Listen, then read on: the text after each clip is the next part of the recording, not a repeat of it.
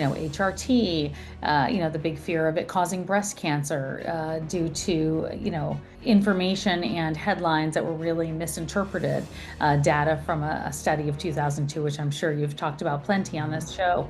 Not understanding, I guess, what it is, and that it's not just a decline, not understanding that when we're treating symptoms, it's not about the immediate symptoms as much as long term of living a really healthy, long life, when it comes to brain and heart and bone health.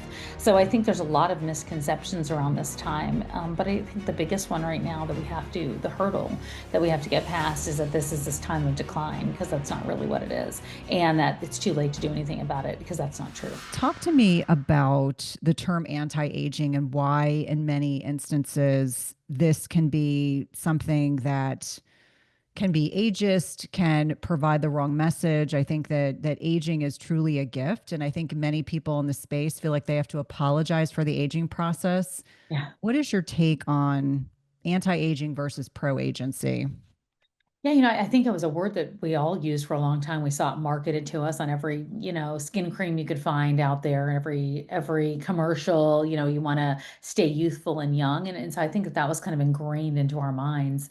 But I would say now, thankfully, we're looking at this as in a different way. We're looking at this as the next season. We're looking at it as a gift. And look, it's not always easy. I'm not, Pollyanna, that every part of aging is great, but I am very aware of the parts that have made me whole, feel more grounded. I feel like I go in day to day, not so much afraid and not so much fighting to be who I was at 20 years old. So I'm excited about this message, but I think we have a lot more work to do as a society, as me, as somebody who came from the media. I think we have a lot more work to do in terms of teaching that, and people really believing that message too. Yeah, it's interesting. There are definitely people I follow on social media that go out of their way to make sure that they're kind of challenging the status quo, because I think in many instances, women are kind of conditioned to believe that we need to be thin, we have to be beautiful. I mean, this kind of exterior manifestations of who we are as individuals. And yet, I think the older we become and we really find our voices, we find that there's so much more to ourselves than just the physicality of our bodies. Yeah, I think it just takes a while, I definitely know that I wasn't like this in my 20s or my 30s. I think it takes a long time to sort of figure out who you are. And then I also think it takes quite a bit to be settled with the age that you're at. I lost my mom at 51. So for me, 50 was never the fear point where everyone's like, oh my gosh, you're gonna be 50. Don't say it. Mine was 51, but it was because I didn't have a roadmap past 51 years old. And now I look at it and I'm like, wow, when I say I'm 54, I don't even think about it like 54. I saw one of my favorite actresses turn 60 recently, and I was like, that's so cool. Like, I don't even think of her as that. I don't, not because of her looks or anything else, just because like she's doing so many amazing things. So I hope that we get to a place where that we really do understand the gifts of it, and we do understand that there's some real beauty in knowing who you are from the inside, and not just saying that and hoping that it sticks.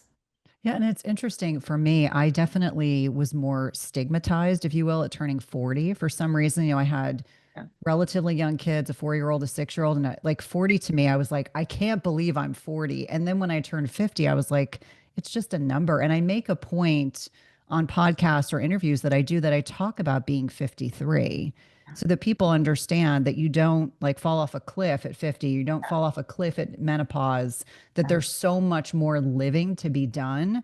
And age is just a number. Like I jokingly say, I've met some 27-year-olds who I think are little old souls. Yeah. And then I meet some really effervescent 62-year-olds. And I think all of us just kind of accepting ourselves and being in a position where we're happy where we are in time and space instead of looking mournfully behind. Like I feel like when I'm speaking to patients or talking to women just in general, I feel like many women are looking backwards and saying, oh, I didn't appreciate XYZ enough. I didn't appreciate, a woman said to me recently, I didn't appreciate in my 20s the fact I could literally eat anything. I now, know, I know. and now things are so different. I get that. I look though, my dad is 85 and a half right now, and he does not know his age. He just doesn't know it. He was telling me how he was helping one of his neighbors back to her house, and I was like, "What are you're helping her?" And he's like, "Yeah, yeah, yeah. She just needed some help back." And I was like, "Okay." And then he's taking a pottery class. He's taking guitar lessons. He It works out 3 times a week. He has no idea his age. Like it doesn't occur to him. He doesn't think about it. He knows it, obviously, but I really do think that that's important because I do see some people get very stuck. Like, oh, I'm 65. Oh gosh. I mean, just yeah, I'm supposed to slow down a little bit. And then I see other people who are like, yeah, I'm 65. Yeah, I just signed up for a marathon. So I think it is so much in your mind, and I think it is so much in how you handle yourself as, when you're younger and moving into as you're older with movement, with balance, with understanding what's important and accepting new things. And I think that's not always easy, but I think it's very necessary. Well, and if you talk to the researchers and the individuals like the neuroscientists of the world, they talk about how important it is to continue to challenge ourselves intellectually. You mentioned your dad's doing pottery. He's physically Yeah, active. He's helping his yeah, neighbors. We know how important that social connection piece is. And, I jokingly was telling my husband, I was like, if you really look at the research, like the things that we should be doing right now, we should be playing pickleball. We should be yeah. doing things I that know. require us like learning new things. And so Yeah, my teenagers yeah. were completely embarrassed. They're like, you guys are going to play pickleball? And I was like, yes, we are. And it's good for our Did you brains, start but it yet? Did you yes, start it yet? Do you love it? we enjoy it. It's definitely one of those Okay. things Okay. where, my husband is super competitive, former Yeah. college athlete, and, Yeah. he plays golf a lot. And so for him, so the Thurlow family that I married into, they are vicious game players. So I Okay. say vicious in that they are cutthroat in a Yeah. in a very like fun kind of way, but very, very competitive. And I was saying like I have to really be like very focused on this ball and the paddle and making sure I'm paying attention where I am in That's time and great. space. But That's it's important.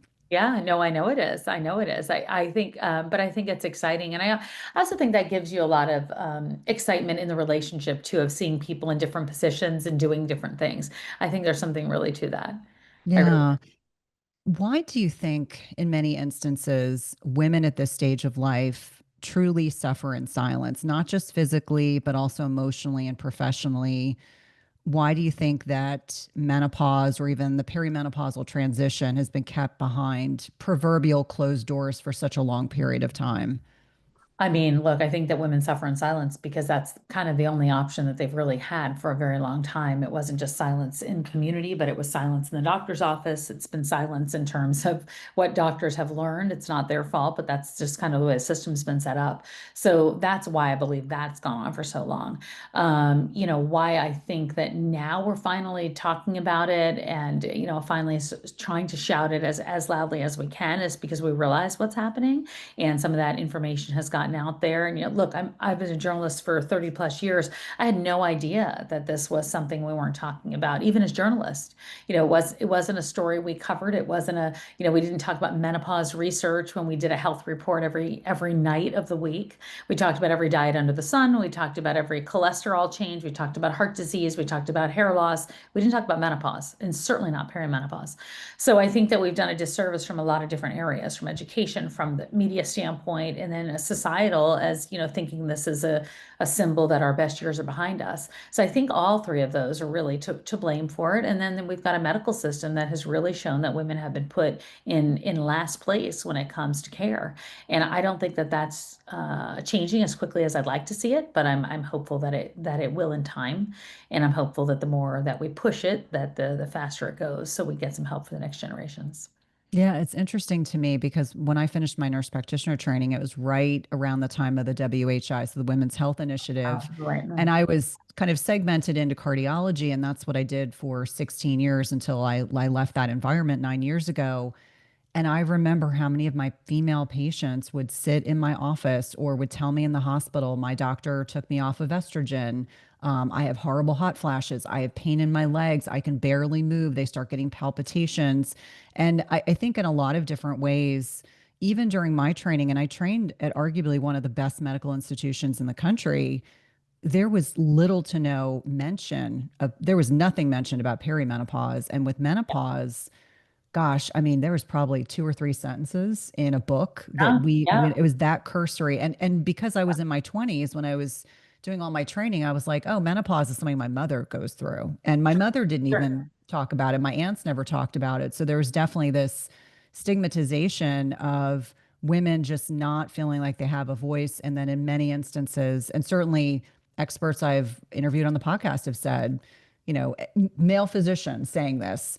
It is the medical patriarchy that women have had to suffer because we are not interested. He said, Mhm. not me personally, but as a medical establishment, we were not interested enough in understanding the physiology of what was happening in a woman's body as they navigate menopause. What's ironic slash interesting is that when I started out in cardiology, that was really the start of Viagra, Mhm. and we could not keep samples in our practice because they were given out appropriately, but also I think many of the male physicians were taking them. So men go through andropause, but Yeah. it's not nearly as dramatic a decline in hormones as it is with women. And so my hope is that our generation, and certainly your work and the work of many of our colleagues, bringing greater awareness to the experiences women go through. And you do such a beautiful job on social media talking about the experiences you had in perimenopause, the things that as a journalist that you were experiencing that you didn't realize were part of this perimenopausal journey.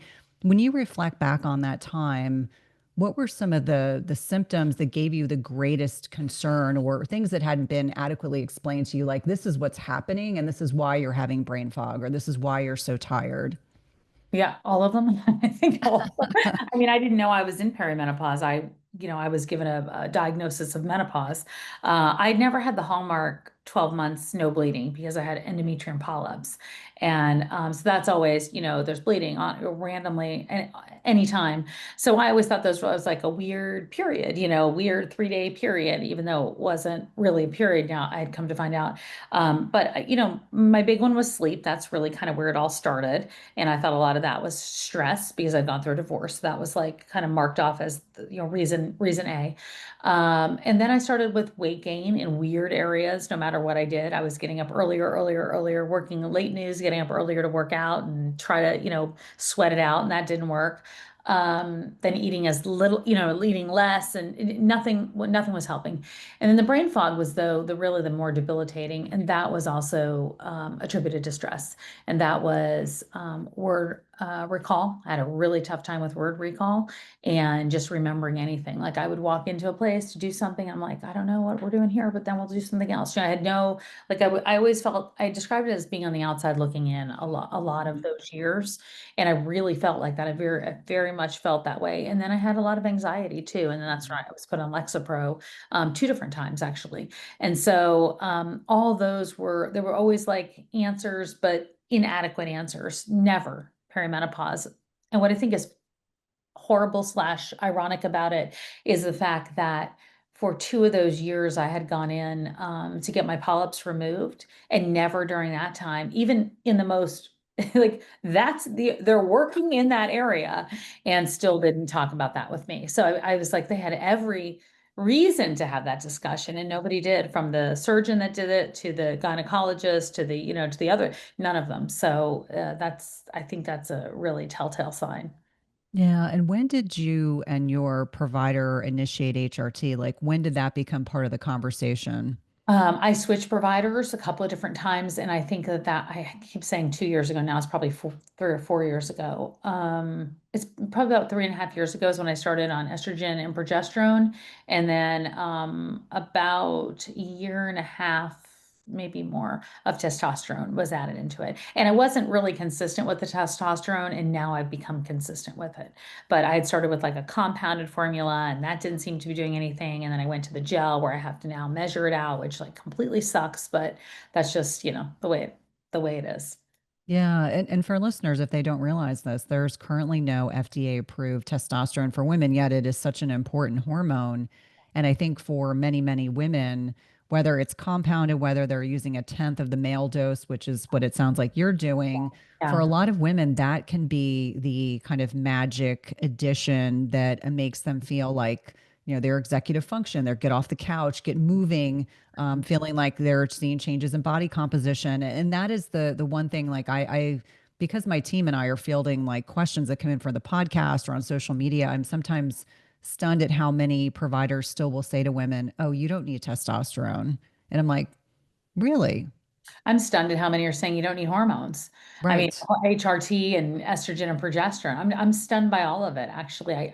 I I feel like we've shouted it from the rooftops for the last 3 to 4 years, and I still can't believe some of the messages that I get from women that are like, I was denied, just denied, even if they tried to go in to explain. Some have brought my book in to try to explain it to some have left my book for the doctor.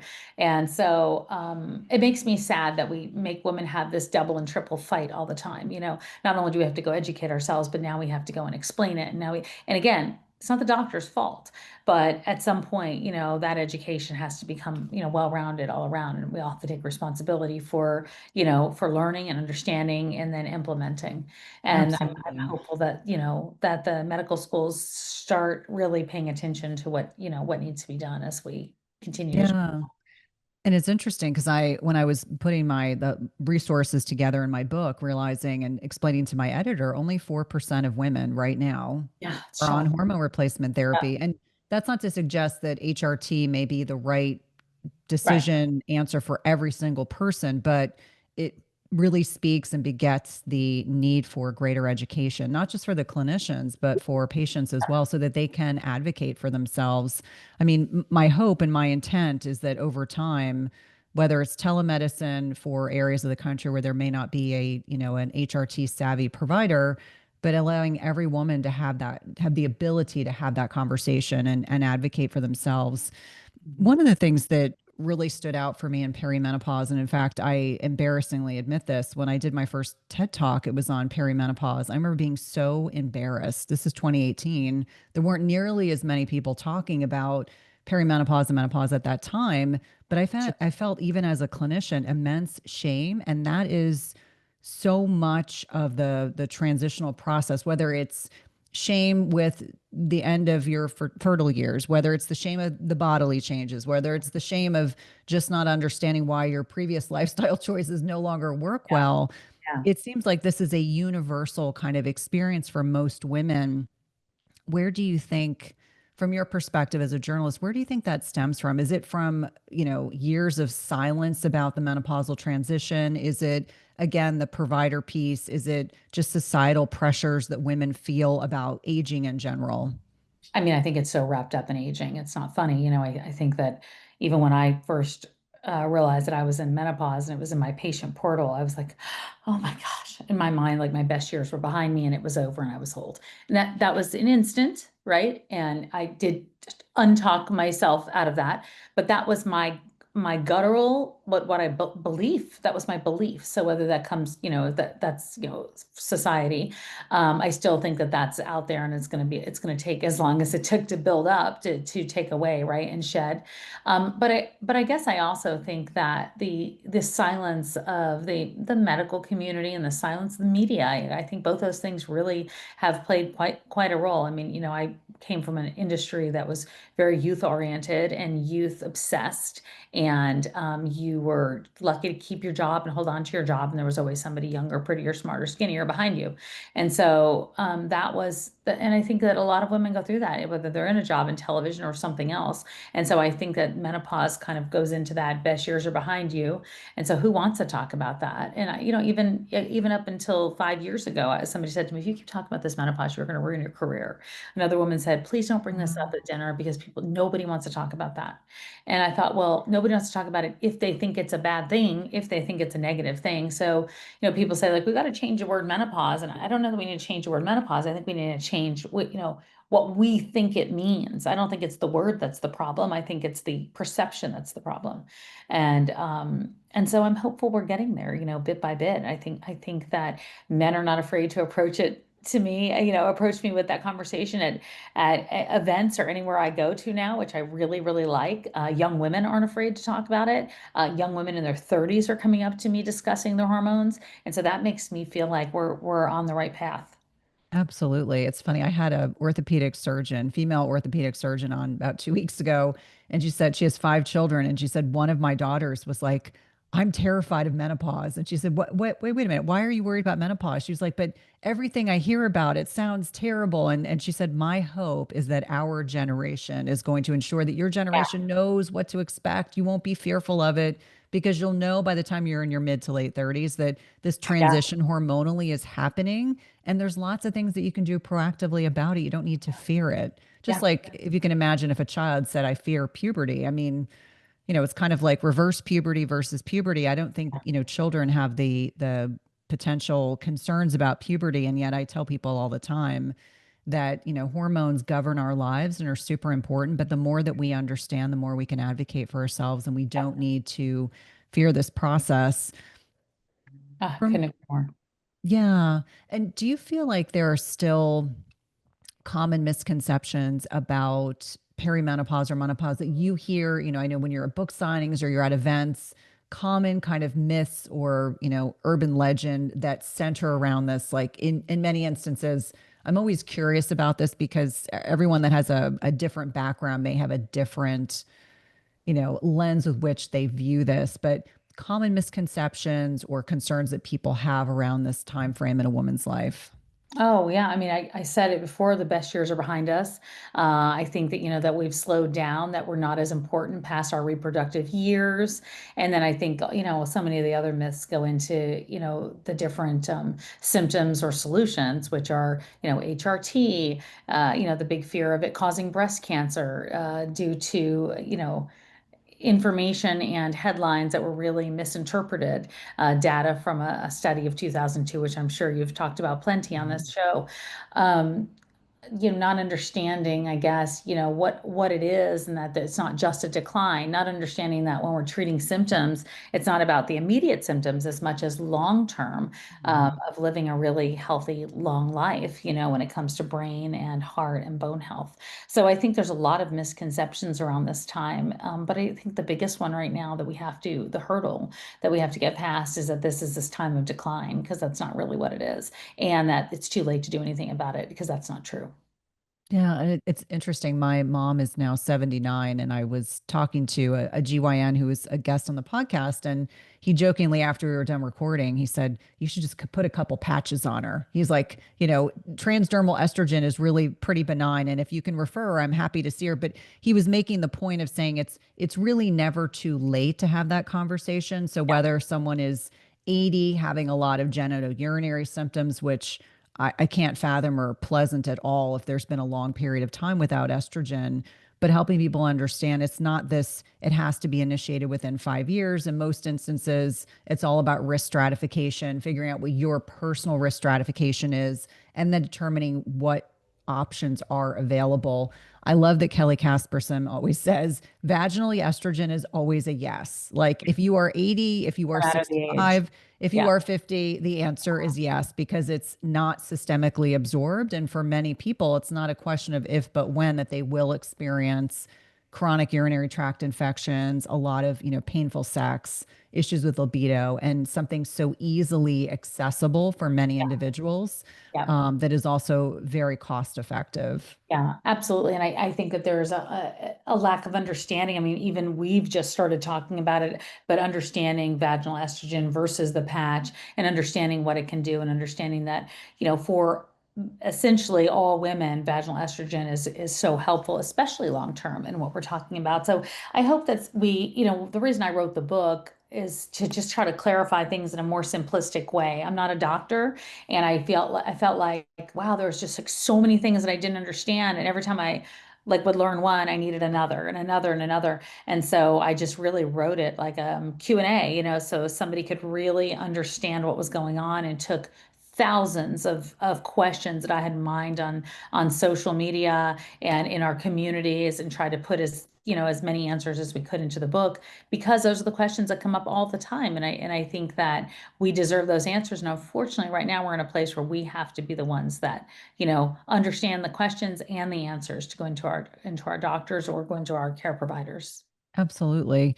And, earlier this year, you had this menopause event, this incredible event with, attended to. How many people actually participated in terms of not just clinicians, but also people that kind of tuned in to be able to absorb the information and have an opportunity to connect with you and other experts? Yeah, it was amazing. And we had over a dozen experts that were on the stage or came in virtually, and then some different celebrities. We had 65,000 sign up around the world. Amazing. So yeah, they came in and out. It was a 5 hours, so people were in and out, but it was really it was incredible. Yeah, we wanted to provide something that was free for women. We wanted to make sure that we tried to cover as much as we could and really bring the book to life in a lot of different ways. So we weren't just doing what was happening inside the doctor's office, but also, style and talk about mindset and talk about nutrition and weight and movement. And so we put it together and then it just kept growing and growing and growing because I was like, we can't leave this out. We can't leave that out. And so it became much longer than we thought. It was going to be 2 hours. It wound up being five. But it was called the World's Hottest Menopause Party. And I don't know, I think everyone really had a good time. And it was the first of its kind. And we're now working on a second. So I'm super excited about that. And, we did it globally so we could bring in different communities around the world. And that was really neat to see. It was really just neat to bring in some of the different countries. Yeah, and I think it really speaks to the fact that it's not just here in the United States where Oh, women feel totally, like they need good totally. information. It is, Yeah. throughout the world. And I forget the statistic for how many women go into menopause every day globally, but it is a It's staggering a amount of staggering women. number. I mean, I know it's a billion that will be in menopause. It was supposed to be by the year 2025. Now they're saying 2030, but I think we're close to that number right now, whether it's perimenopause and menopause. So it's just shocking. And I think that number is what really initially 5 years ago made me go, what are we talking about? How has this not been a conversation? It was Yeah. just shocking to me. Well, even, I mean, this morning in my DMs, there was someone from Norway saying, how do I find a provider Yeah. that thinks like you that's in my country? And I thought to myself, this just speaks to the fact that women are anxious, Yeah. in many instances desperate for good quality information, whether it's a book, whether it's a podcast, whether it's a resource. Yeah. People are looking for good information that they can utilize to advocate for themselves, because ultimately that's what it comes down to. It's advocacy. 100%. There's no other way to do it at this point because we're not going to be able to train all those doctors right away. We're not going to be able to train all healthcare providers. Telehealth is working around the clock to try to see as many people as possible. But there's also just going to be areas where people don't get the information, and that's our job is to make sure that they do in all these different pockets of the world, really. What are you working on right now? I know when before we started recording, you and I were joking about the book writing Yeah, process, and I'm sure that your I'm not working editor on that and right now. your publisher are probably wondering what you're going to be working on next. But are Yeah. there any current projects, new projects for you that you're working on? Yeah, we've got the podcast right now, which is the Tamsen Show, which I'm interviewing a lot of different experts. So that's been a lot of fun. So it's basically taking the book and bringing those longer conversations. And then we're in the works talking about what we're going to do in terms of another documentary or film. So that's an exciting conversation as well. So we'll see. And then right now, just promoting the book, not writing another one quite yet. Yeah, it's interesting how that process sometimes, as soon as the book is out, people are Yeah, asking, "What are you doing next?" You're like, "I do I want know, to I actually know, just enjoy the process." I know. And so, if you were talking to a 35-year-old, a 40-year-old right now, perhaps a listener on the podcast, what would be the things you would suggest for them to start considering about this perimenopausal transition before they even get to Yeah, menopause? What are the things that you think that your 35 or 40-year-old self you would have done differently? I know how I would answer this is that as yeah, adrenaline. I used to be a hardcore adrenaline junkie in yeah. medicine. What would you suggest perhaps doing differently? Oh, I'd get familiar with the symptoms so they don't shock you or surprise you. I think I'd make sure that I had a OBGYN that was comfortable talking about hormone therapy. So the minute I decided that was for me, I would be able to have that conversation quickly. I think I would incorporate much more strength training than standing on the elliptical for hours. I think I'd pay attention to, not uh, caloric deprivation and more talking about protein and paying attention to what I'm eating. And that doesn't mean diet, but that means just paying attention to understand protein because I had that was like we used to talk about fat free and low cal. We didn't talk about protein ever. It was like the guys talked about protein, as I remember, right? I mean, that's all. It was ridiculous. It's ridiculous. And I mean, those would be the big things. And I'd focus a little bit more on sleep. I think that's been something I would have focused on and paid attention to. for sure. Yeah. I mean, it's interesting because as I was kind of writing up questions for you, I was thinking, what would I have done differently? And I think a lot of it, I would echo a lot of what you're saying, that I would have been less focused on doing hardcore conditioning classes and spent more time lifting weights. I definitely would have restructured my meals. And I think, what you allows you to be a high functioning person in many instances, it works well for you in your 20s and 30s. If you're Yeah, of someone course. that is very organized and methodical and you get out of bed early and you just kind of get stuff done. And then you realize in perimenopause, that pause, I always say it's that word that really helps define how the people that are doing the best in menopause are the people that really have understood you have to change the way you manage stress. You've got to prioritize sleep. You have to change the way you eat. That whole concept of being really, even if it's unknowingly restrictive, you and I both grew up in the time frame where fats were bastardized and women were encouraged to be as thin as possible. Yeah. And I think about, Mary Claire talks a great deal about, strong over skinny. And so that concept of reaffirming to women that, there are reasons why we want to maintain muscle mass and how Yeah. critically important that is. And so as we kind of wrap up our conversation today, talking about the things that you would have done differently, what are things that you do in your kind of day-to-day life that you feel like are non-negotiables at this stage of life, things that are absolutely critical for you to do to support your health? Yeah, I mean, sleep is a big one. Stress management is another one. I think that I do really focus on movement all the time. I'm outside in the morning, first thing in the morning, and get that like, I don't know, it just gets my day started right. And if I don't do it, I feel it now. I lift weights 3 to 4 times a week, so that's a something that I didn't do before.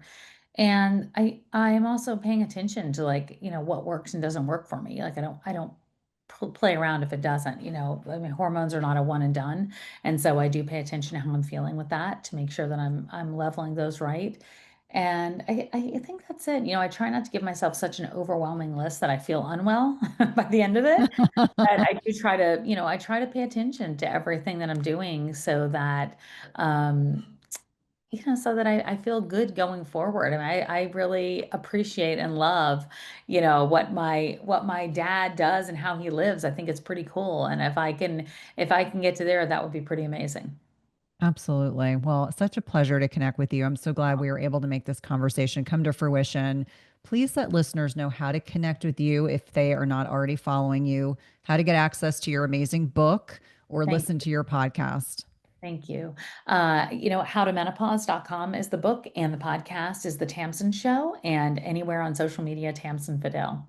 So pretty simple. Hard name, but pretty simple. Thank Oh, no, thank you so much for your time today. you. I really appreciate it. Hey, if you like this video, you guys are going to love this video, and I'll see you there. The conversation I'd love to have with every 35-year-old woman is that once 40 hits, your ovaries are gonna be done, and they're gonna slowly, it's not like it's done overnight, they're gonna slowly decline. It's gonna take 10 to 15 years for these ovaries to be out. But you literally have an organ that is done doing its job. Mhm. It'd be like if your heart was like, hey, I'm done, I'm just gonna slowly, like this, I don't understand why we don't talk about this. Right.